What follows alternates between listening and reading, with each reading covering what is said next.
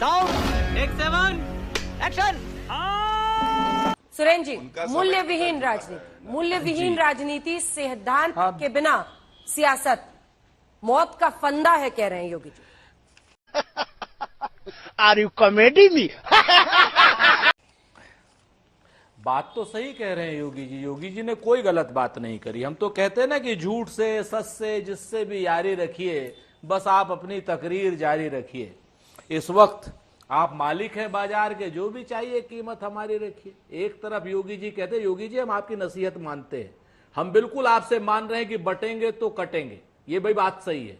और जितना भारतीय जनता पार्टी ने हिंदू मुसलमान के नाम पर, अगड़े पिछड़े के नाम पर, नल के नाम पर, नील के नाम पर, कोल के नाम पर, भील के नाम पर बांटा है ना, उसी की वजह से हम लोग कटे और उसी की वजह से भारतीय जनता पार्टी की सरकार आ गई। तो अब हम योगी जी की पूरी नसीहत मान करके कहते हैं हम बिल्कुल नहीं बटेंगे, अब बांटेंगे भारतीय जनता पार्टी को।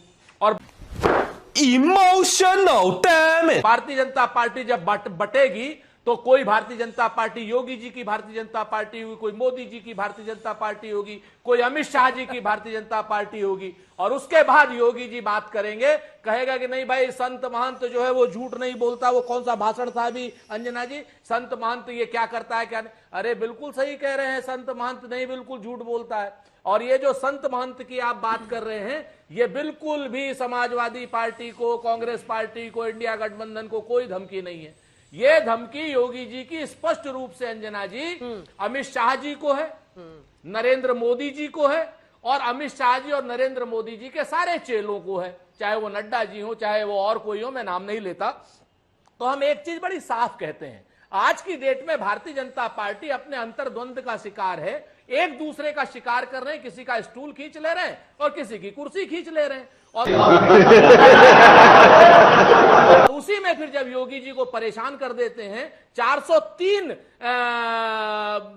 विधायकों का मुख्यमंत्री, 403 विधानसभा का उत्तर प्रदेश का मुख्यमंत्री, उसको मात्र 2 सीटों का प्रभार दे करके उसको जब 2 सीटों का मुख्यमंत्री बनाते हैं, तो वो संत और वो महंत जरूर कहता है कि मैं मूल्य विहीन राजनीति नहीं करूंगा। वो स्पष्ट रूप से नरेंद्र मोदी जी को धमकी है, अमित शाह जी को धमकी है। तो हमारी तो बात बड़ी साफ है अंजना जी। हम अंजना जी हमारी बात बड़ी साफ है। गौरव जी जवाब देते रहिएगा।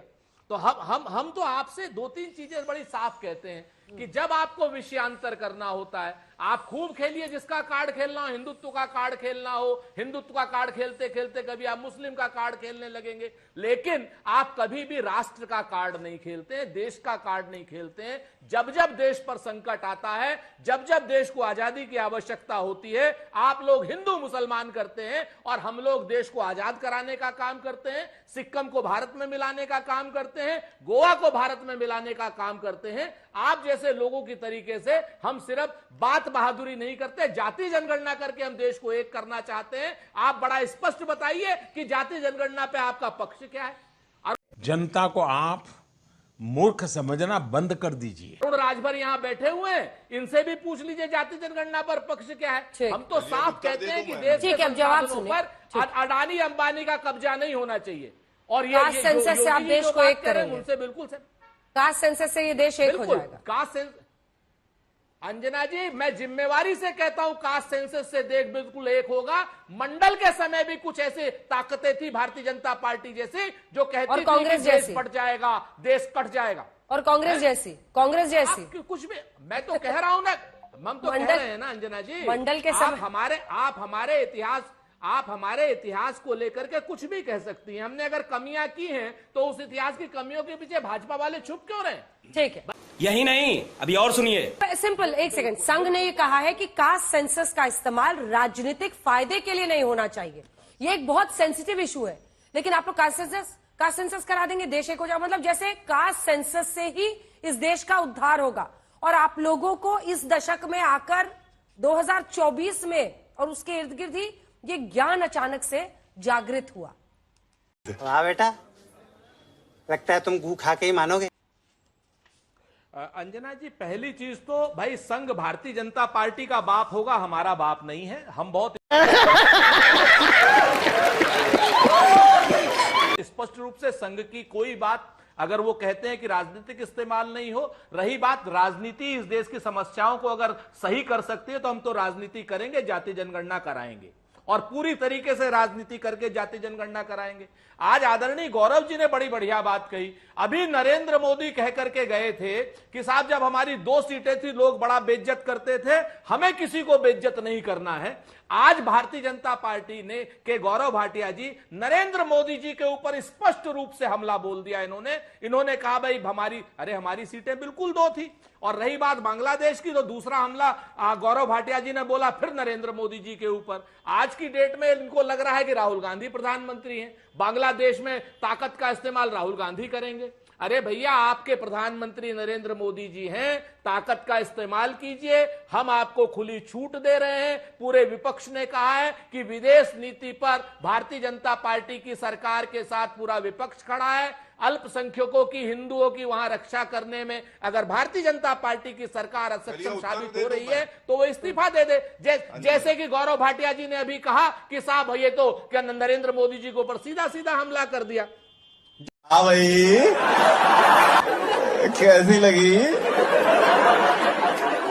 आगे स्वाद? तो एक चीज और, ये गैंगरेप की बात करते हैं। लखनऊ में अंजना जी, आज अभी की मैं बात बता रहा हूं, 3 घंटे पुराने की, लखनऊ में गैंगरेप हुआ है। 3 युवकों ने नौकरी का लालच देकर के बाकायदा गैंगरेप किया है लड़की के साथ में। और आज ये उत्तर प्रदेश में गैंगरेप एक नहीं, आप अगर देखेंगे उत्तर प्रदेश में सीरीज है, लेकिन इनके मुंह में दही जमी हुई है। अंकिता भंडारी के लिए भी इनके मुंह में दही जमी हुई है, लखनऊ गैंगरेप के लिए भी। बंगाल के गैंगरेप पर हम सब साथ में हैं। हत्यारों को फांसी मिले, भारतीय जनता पार्टी उनको फांसी देने का भी विरोध कर रही है। आज जो विधानसभा में बिल आने की बात थी, भारतीय जनता पार्टी बताए हत्यारों को फांसी देने के पक्ष में है। अनुराग जी और उनकी दोनों बातों का तुम्हें शर्म है? कुछ शर्म आया है? भारतीय जनता पार्टी जरूर आरोपी के साथ खड़ी होती है। भारतीय जनता पार्टी की संस्कृति रही है कि आरोपी को बचाने का काम करती है, समाजवादी नहीं। कितने मैं एग्जाम्पल दे दूं भारतीय जनता पार्टी के? पहलवान महिलाओं का तो आपको याद ही होगा, किसके साथ खड़ी थी भारतीय जनता पार्टी? बताइए आप, पूरा देश जानता है। उन्नाव में बच्ची के साथ अन्याय हुआ था, किसके साथ भारतीय जनता पार्टी खड़ी थी? और मैं इनसे पूछना चाहता हूं, मैं कन्नौज में घटना हुई है, हमने कहा उसको कड़ी से कड़ी सजा दीजिए, लेकिन सरकार भारतीय जनता पार्टी की है। अपने ऊपर से ध्यान भटकाने के लिए कहते हैं समाजवादी का नेता है। अरे सरकार आपकी है, खिसियाते क्यों हो? आपकी सरकार फेल हो रही है, आप कानून व्यवस्था बना नहीं पा रहे, महिलाओं का सम्मान बचा नहीं पा रहे, तो समाजवादी की है। ये बोल के आप बचना चाहते हो। या लखनऊ की घटना भी आपको बताई गैंगरेप की। इसके पहले जन्माष्टमी के दिन 2 बच्चियों को पेड़ से लटका के उनका शव पाया गया। क्या कार्रवाई की? कौन थे वो लोग? पता लगा आपको? पता चला है आपने? और तो सुन लीजिए, पश्चिम बंगाल में जो हुआ, दरिंदा है, दरिंदे को कड़ी से कड़ी सजा मिलनी चाहिए जो उसने दरिंदगी की है। लेकिन उत्तराखंड में बच्चे के साथ अन्याय हुआ तो मुंह में दही जम गया है क्या? मुजफ्फर तुम चुल्लू भर पानी में जाके डूब के मर जाओ। बिहार के अंदर 14 साल बच्ची के साथ अन्याय हुआ, मुंह में दही जम जाता है क्या? उत्तर प्रदेश में जिस तरह की घटनाएं लगातार बढ़ती चली जा रही हैं, हाथरस वाली घटना याद होगी, कैसे डीएमएसपी को बचाते रहे, कितने दिन बाद इन्होंने सस्पेंड किया? सस्पेंड ही नहीं किया, हम डिमांड करते रहे, लाठी बरसाते रहे। ये जब विपक्ष रोड पे था, लाठियां बरसा रहे, मैं तो गवाहों में लाठियां मैंने भी खाई हैं उस दिन, मुझे भी याद है। और तो और छोड़िए, जो इनके साथ चले गए ना आरएलडी वाले, वो भी लाठी खा रहे थे उस दिन। अरुण राजभर जी, भारतीय जनता पार्टी ना महिलाओं पे बात, सुनिए एक सेकंड, ना भारतीय जनता पार्टी महिलाओं पे बात करेगी, ना भारतीय जनता पार्टी किसानों पे बात करेगी। पता किस पे बात करती है? ये सिर्फ जाति धर्म की राजनीति करना चाहती है समाज के अंदर, धर्म के नाम पे। अब इनको पता चल गया, अंजना जी बस 5 सेकंड लूंगा, इनको पता चल गया कि उत्तर प्रदेश में धाराशाही हो चुके हैं। इनकी 33 सीटें आई है, समाजवादी 43 सीटें लेके आया है। और इनको इस बात का एहसास हो गया है कि पीडीए के माध्यम से, पीडीए जो फार्मूला हमारा है, आरक्षण, संविधान बचाना है, भ्रष्टाचार खत्म करना है, महंगाई खत्म करनी है, महिला अत्याचार को रोकना है, रोजगार को बढ़ाना है, बेरोजगारी खत्म करनी है, ये हमारे मुद्दे हैं। इन मुद्दों पे हमने चुनाव लड़ा, इन मुद्दों पे ये बात करना नहीं चाहते, इसलिए जनता ने उन्हें यहां से हटा दिया है। जनता माफ नहीं करेगी। क्या रही हूँ, एक एक करके आ रही हूँ। सुरेंद्र जी वो कह रहे हैं कि झूठ की जो फैक्ट्री आप लोग चला रहे हैं उसमें आप लोग बहुत माहिर हैं, ये राजभर जी का आरोप है। वो कह रहे हैं इतने दशकों तक आप सत्ता में रहे, तब आपको सुध नहीं लेने की सूझी, यही कास्ट सेंसस को लेकर या फिर किसको क्या आरक्षण बढ़ाना है, ये सब की सुध नहीं लगी। वो कह रहे हैं कि अब अगर आप कर रहे हैं तो सत्ता के लिए कर रहे हैं, लेकिन जनता ने मोदी को ही तीसरी बार पीएम चुना, आपको विपक्ष में ही बिठाया, सीटें ज्यादा जरूर दी। चुप चुप हो जा, सातवीं फेल, चुप हो जा। दो बातें अरुण राजभर जी ने बड़ी अच्छी कही। पहली बात उन्होंने कही काका कालेरकर रिपोर्ट, और क्या नाम, हम उसमें और भी जोड़ देते हैं मंडल की भी। भाई हमसे गलती हुई, हमने स्पष्ट रूप से कहा अगर गलती हुई है तो हम उसको सुधार रहे हैं। जाति जनगणना हम करा रहे हैं, नंबर 1। आप तो जाति जनगणना कराने वाले लोग हैं, उनके विरोधियों के साथ क्यों बैठे हो? दूसरी बात, आपने सुप्रीम कोर्ट की बड़ी अच्छी बात कही। सुप्रीम कोर्ट के जो फैसला है उसके विरोध में हमारी तो बात अलग है सरकार से। आज की डेट में अरुण राजभर ऑन रिकॉर्ड नरेंद्र मोदी को क्रिटिसाइज कर रहे हैं, नरेंद्र मोदी की सरकार को क्रिटिसाइज कर रहे हैं, क्योंकि उन्होंने, नरेंद्र मोदी ने और उनकी सरकार ने साफ कहा कि हम इस फैसले को नहीं मानेंगे और संसद के जरिए पलटेंगे। यह बाकायदा नरेंद्र मोदी जी की सरकार का ऑफिशियल स्टैंड है और अरुण राजभर इसका विरोध कर रहे हैं। तो अरुण राजभर, अगर आपको विरोध करना है तो एनडीए से आप वापस आइए, बाहर निकलिए। आप जो मैंने सवाल पूछे थे उसका भी जवाब दीजिए। जातीय जनगणना पे आप बाहर आइए। जो सवाल था उसका भी तो जवाब दीजिएगा ना राजपूत जी।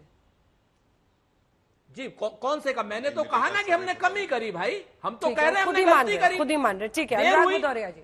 हाँ हम तो कह रहे हैं। अनुराग भदौरिया इससे ज्यादा आप देखिए भारतीय जनता, जी जी जी, देखिए भारतीय जनता पार्टी के साथ सबसे बड़ी समस्या ये हो गई है कि उनके पास बताने को कुछ है नहीं। अब देखिए बीजेपी प्रवक्ता क्या बात कर रहे थे 2015 में, 2016 में, 2014 में, ये डाटा नहीं दे पा रहे हैं 2017 से 24 के बीच का, क्योंकि इनके पास है ही नहीं।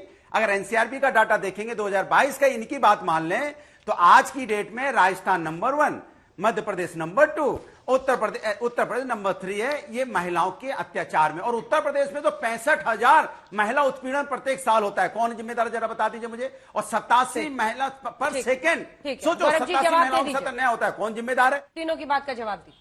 धन्यवाद। तुम चुल्लू भर पानी में जाके डूब के मर जाओ। खत्म, bye bye, ta-ta, goodbye, गया।